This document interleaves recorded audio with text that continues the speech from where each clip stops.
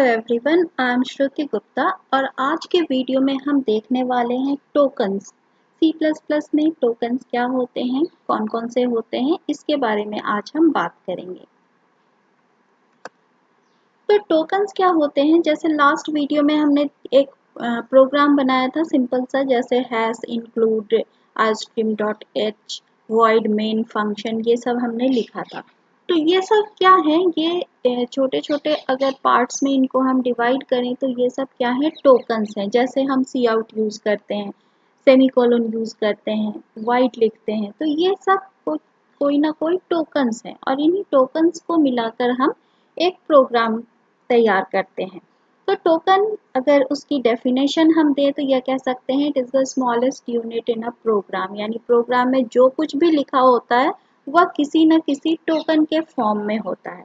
अब ये टोकन्स होते क्या हैं, कौन कौन से होते हैं सी प्लस प्लस में, ये हम देखेंगे। जैसे कीवर्ड्स हैं, आइडेंटिफायर्स हैं, लिटरल्स हैं, पंक्चुएटर्स हैं, ऑपरेटर्स हैं। किसी भी प्रोग्रामिंग लैंग्वेज में टोकन्स होते हैं।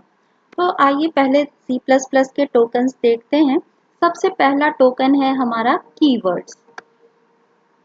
तो कीवर्ड्स क्या है, यह कुछ रिजर्व वर्ड्स हैं और इन वर्ड्स का कुछ स्पेशल मीनिंग होता है।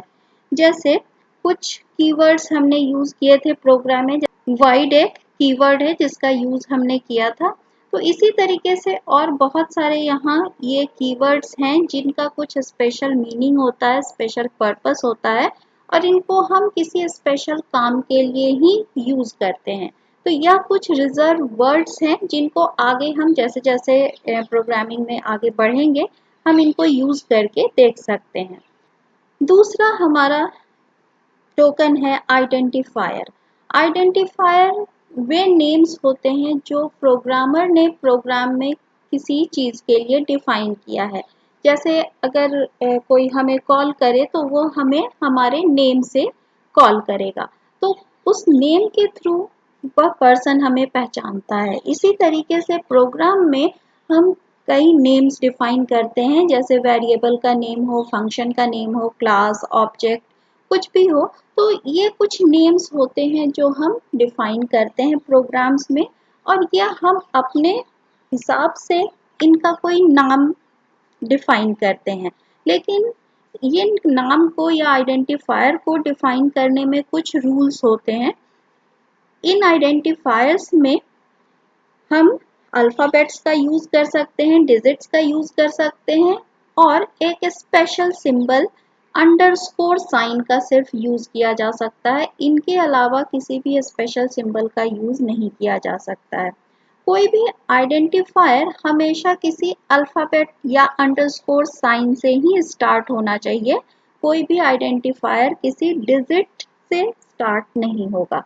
तो जैसे कुछ एग्जांपल यहाँ हमने लिया है, num1 एक आइडेंटिफायर है, x1 है, f_name, एड्रेस।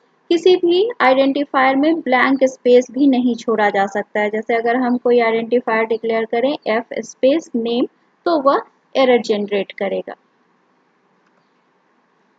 फिर अगला है लिटरल। लिटरल भी एक तरह का टोकन है। लिटरल यानी जिसकी वैल्यू फिक्स होती है और उसे प्रोग्राम में चेंज नहीं किया जा सकता है। तो कुछ बेसिक डेटा टाइप्स, अभी हमने डेटा टाइप्स नहीं डिस्कस किया है पर फिर भी मैं कोशिश करती हूँ ये एक्सप्लेन करने की। जैसे इंटीजर लिटरल्स। इंटीजर्स क्या होते हैं, जो वैसे नंबर्स जो पॉइंट में वैल्यू स्टोर नहीं करते हैं या पॉइंट के फ्रैक्शनल पार्ट स्टोर नहीं करते हैं, ये होल नंबर्स होते हैं। जैसे यहाँ कुछ एग्जांपल हमने लिया है 12, 534, 756, 764। ये सब क्या है, इंटीजर लिटरल्स।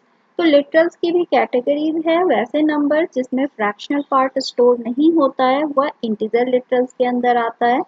वैसे नंबर्स या वैल्यूज जिनमें फ्रैक्शनल पार्ट होता है वह फ्लोट लिटरल्स कहलाता है। इसमें देख सकते हैं पॉइंट के बाद भी कुछ नंबर्स हैं, वैल्यूज हैं, तो यह फ्लोट लिटरल कहलाता है। इसी तरह कैरेक्टर लिटरल्स होते हैं। कैरेक्टर लिटरल्स को सिंगल कोट्स में लिखा जाता है। इसमें कोई भी अल्फ़ाबेट, डिजिट या सिंबल्स हो सकते हैं। जब भी हम इसे लिखते हैं इसे सिंगल कोट्स में लिखते हैं। इसी तरीके से स्ट्रिंग लिटरल्स होते हैं। स्ट्रिंग क्या होता है? Group of characters. तो कोई भी वर्ड या सेंटेंस या टेक्स्ट हम लिखते हैं तो उसमें एक से ज़्यादा कैरेक्टर्स हो सकते हैं, तो उसे स्ट्रिंग कहा जाता है। तो स्ट्रिंग लिटरल्स को हमेशा डबल कोट्स में लिखा जाता है।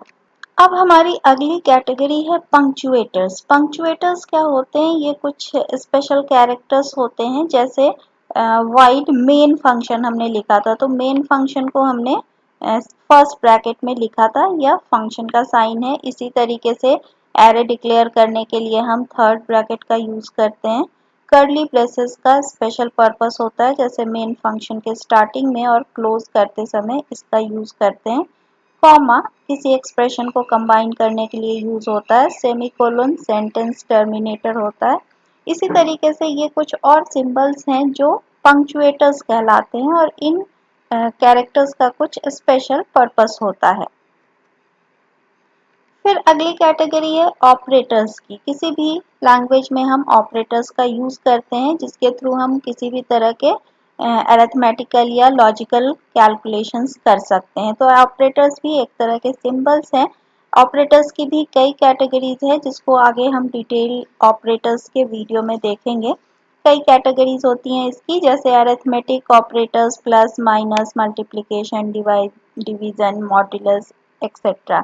इसी तरीके से रिलेशनल ऑपरेटर है, logical, bitwise operator, increment decrement operator, conditional operator. तो कई सारे ऑपरेटर्स की कैटेगरी हैं जिसको ऑपरेटर्स में हम देखेंगे।